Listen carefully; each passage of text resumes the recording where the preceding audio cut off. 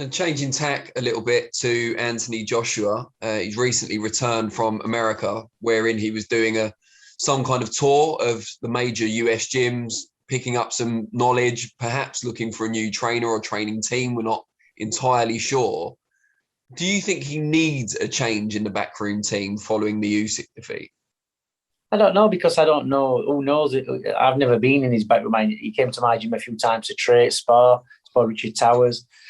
Obviously, I've known Robert McCracken a long, long time. He's a good trainer. It's difficult because I can see it from both sides. You see, I remember when Naz was coming through, and once the media and the success got hold of him, everything became hard work. The entourage, getting him to the gym, the attitude, and he started trying to make changes in the sense that, like, he wanted Brendan just to train him and nobody else. I need more of your time, but you don't need to spend more than maybe 2 to 3 hours a day with a fighter. And that's you done. You don't need, then the rest is just babysitting. So once you've done your gym time and trained them, what else do you need? So who knows what's going off in that camp? Has he got too many backslappers? Has he got too many people who don't know what they're doing? Has he got too many people with too many different opinions? His entourage seems massive. I know he has somebody some other kid doing pads with him, and who talks the tactics, Robert, or does the pad man do the tactics, or the S&C, the dietitian, who's having the input? Because I know when you've got fights at that level, everybody wants to be their right-hand man. Everybody wants to be touching a bit of fame, and it's not about. And 9 times out of 10, it is to push their own personal agenda. That's what it is, to get themselves recognised. So, they're not often thinking about the fighter. They're thinking about where their career is going. So you get all these people trying to push themselves to the front of the queue. When realistically, like I said, the best we look at Cole Froch, one of the most successful partnerships, Cole Froch and Robert McCracken. It was a great partnership, and was he an exciting fighter? Yeah, he was an exciting fighter, and it worked for them. And you never saw a big. I went to America with Cole Froch a few, once a 20 box board. Another time when he was fighting for Nick Hennessy, he went over there to box when he was out with Howard Eastman, and he just on himself didn't have a lot of people. Like maybe I think his brother and maybe one of his mates. That were it. No big entourage, no hangers on, just him and Robert doing the thing. That were it. So sometimes, they say too many cooks spoil the broth, don't they? So I don't know what he's going to find in America. I just think a lot of people, trainers who'll be going to an LB, just thinking this is a good paycheck. He's a world champion. It's going to be a good payday, isn't it? How many trainers is he going to have before he finds what he needs? And maybe what he needs is not what they can show him. Maybe it's something he's got to find in himself. Who knows? What would be your reaction if you had a big name star in your gym who asked if he could bring in a couple of assistant trainers of his own, or a pad man of his own, or something of that nature?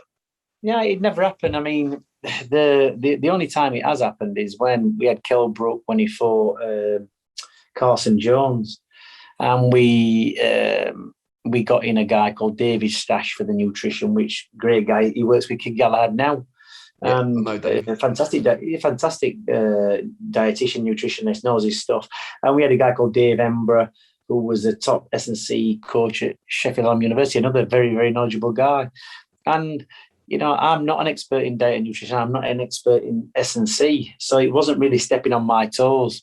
And you're only going to learn off these people. And we had some good camps, and we learned a lot. And they've set up their own, Sheffield University now got their own boxing program, sports science, whatever it is, boxing science. It's good.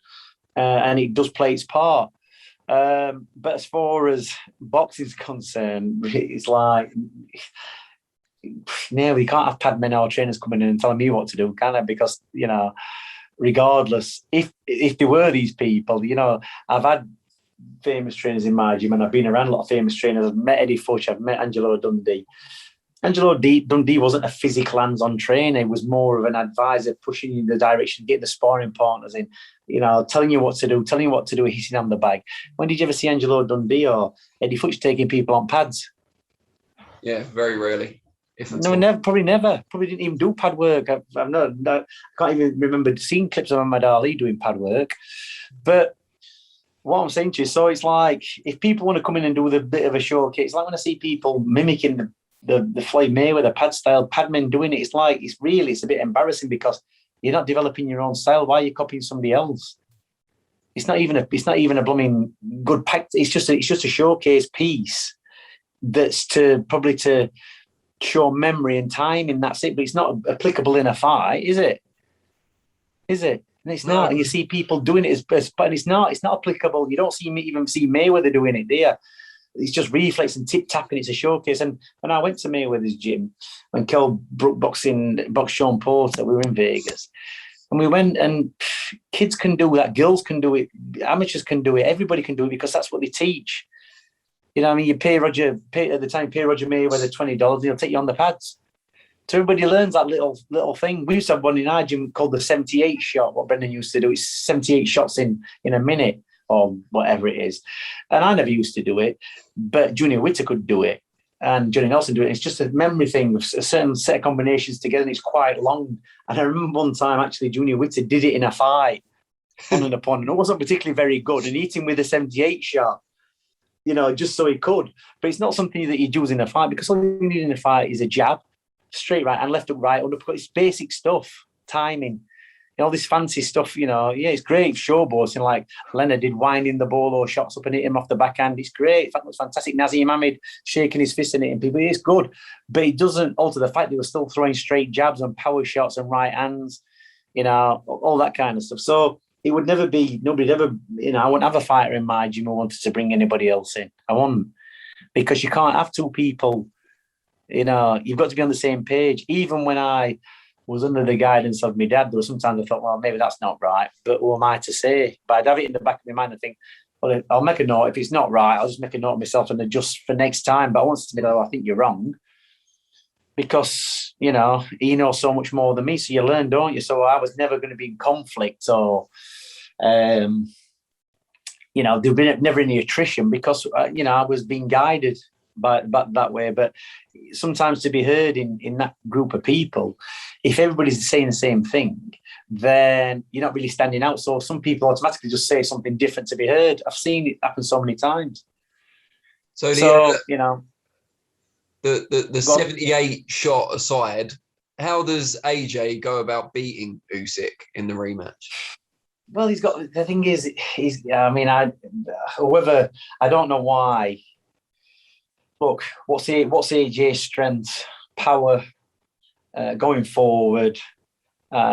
He's not the best of boxers. And when he boxed Ruiz, he had to box that way because he had to keep out of the way. And when he boxed Ruiz the first time, look at the build-up to that fight. Everything was going wrong. He had opponent changes. He was into Miami. He was all over America. He was supposed to be fighting. Who was he supposed to be fighting? The guy who fought the test. Yeah. So maybe he had one or two change of opponents. He probably looked at Ruiz and thought, he's not going to be a problem, this kid. And probably underestimated him. There were rumours about him getting knocked out in sparring, having concussion, all these things. And when I watched that fight, the first fight, apart from when he got tagged, he was like, even when he was getting wobbled, he was then boxing his way back and boxing quite well. But every time he got hit, he just seemed to unravel. And there was obviously a problem there, definitely. And I think even he knew. And when he stood in the corner and kind of didn't come out, he did that himself because he probably realised there's a rematch clause and thought, I've got another chance at this. I'm not right, because every time I get it, I just can't get myself back on track. There was something not right with him. But the second fight was a completely different fight. He could have still boxed the same way he did in the first fight, in the second fight. But he chose to box cautiously because he'd been hurt. And it wasn't that the way he fought Andy Ruiz the first time was wrong. It wasn't wrong. But he just got tangled up in too many exchanges. If he kept it straight, clipped him, stood by, kept it straight, clipped him, and just had little short exchanges. But it was like when AJ actually threw too many shots, and he was like kind of throwing the last shot when he got tagged himself. We really just need to keep it dead basic. And he could have still gone forward and been aggressive with Ruiz in the second one, but kind of thought, well, I've been exposed here. He knows he can hurt me. I know he can hurt me, so I'm going to have to completely keep out of the way. It was the right thing to do, but maybe it was the wrong thing to do because it's not the way Joshua boxes. And if it had been me, I'd have said, yeah, be a bit more cautious. Don't be falling into shots. He's not easy, this kid. Just hit him with ones and twos, step back a little bit. Don't be giving too much more. Just keep slightly out of distance. Because AJ had him down, didn't he? He had him. It's like when a football team scores, it's the most dangerous time for the other team to get a goal themselves. It's the same with boxing. When you knock somebody down, how many times have you seen it happen? Somebody gets knocked down, they go steaming, they're going to get clipped themselves.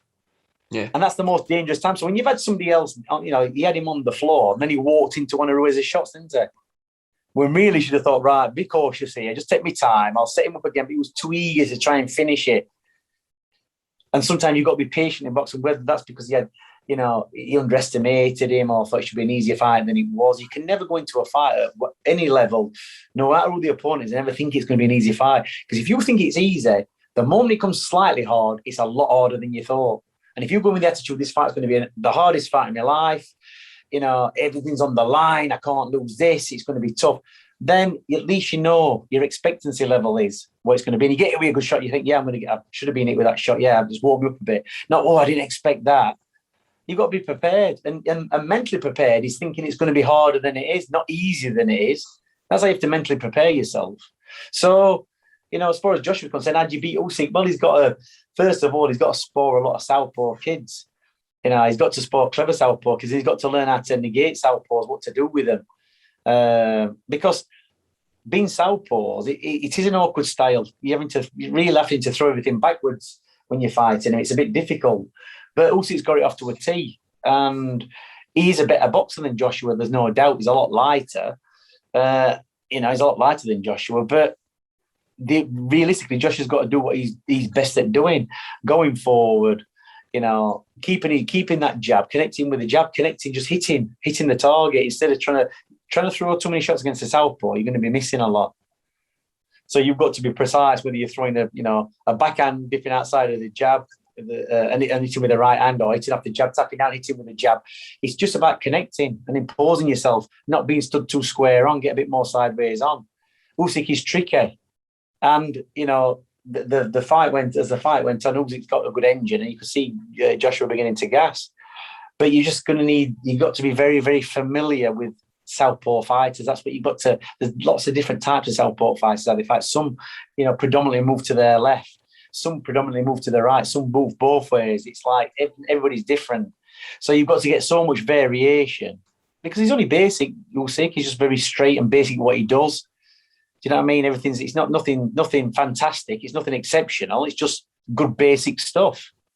And he's got a good heart. He's a fighter, and he's not scared to have a fight. He's very calm under pressure. So experience-wise, even though Joshua's had all these, world title fights, you think of the amateur experience Usyk's had and then gone into the pro games as well. Joshua had a very short amateur career, learning over 3 rounds. Usyk had a very decorated amateur career, boxed all over the place for a long time, and then obviously good as a professional as well. So it's a difficult fight because, first of all, you wouldn't have, he shouldn't have. People didn't expect Usyk to beat Joshua. They think he's too small, he's not big enough. Joshua would be too strong, and he beat him. So realistically, you don't give Anthony Joshua much hope in the rematch, do you? Because Usyk's kind of got his number, hasn't he? So the only thing Joshua can do next is actually come out and try and pressure him and jump on him. And if that don't work after 5 or 6 rounds, what's plan B?